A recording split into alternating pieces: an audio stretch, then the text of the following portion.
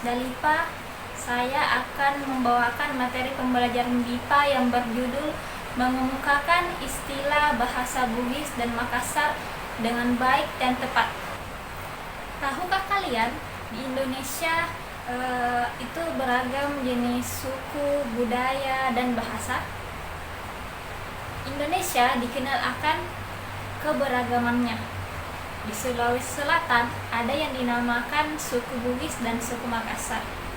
Apa pembeda dari kedua suku tersebut? Salah satu yang membedakannya yaitu cara bahasanya.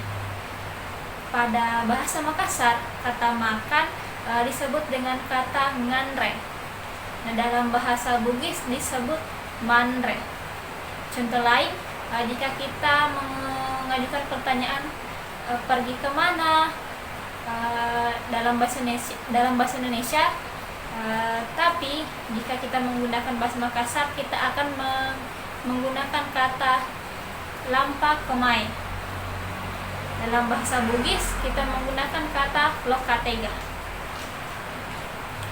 Jika penyebutan anggota keluarga seperti ayah, ibu, kakak, adik, sepupu, paman, dan tante dalam bahasa Makassar dan Bugis memiliki perbedaan.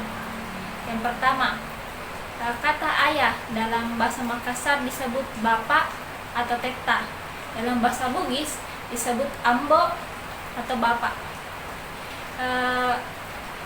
Kata ibu dalam bahasa Makassar disebut amma.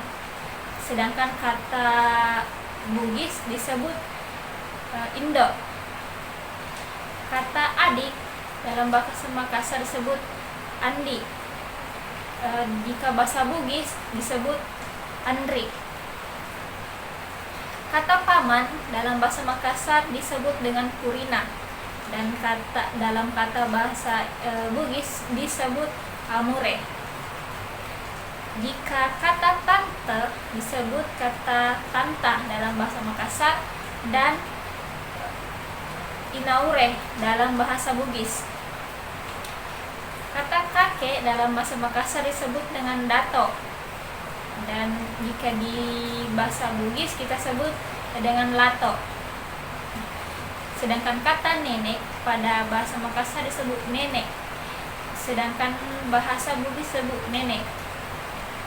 Jika sepupu dalam bahasa Makassar kita sebut dengan cikali, dan bahasa Bugis kita sebut sapo. Itulah yang dapat saya sampaikan tentang istilah yang ada dalam bahasa Makassar dan bahasa Bugis. Bahasa Makassar memiliki ciri khas berupa intonasi yang cepat dan terdengar kasar, serta memiliki 23 fonem dan konsonan ganda. Sementara itu, bahasa Bugis cenderung lebih lambat dan tenang, dengan beberapa dialek yang berbeda. Dalam bahasa Bugis sendiri, khususnya di Sulawesi Selatan, terdapat 2 dialek yang dari Pinrang dan Bone. Itulah yang dapat saya sampaikan. Terima kasih.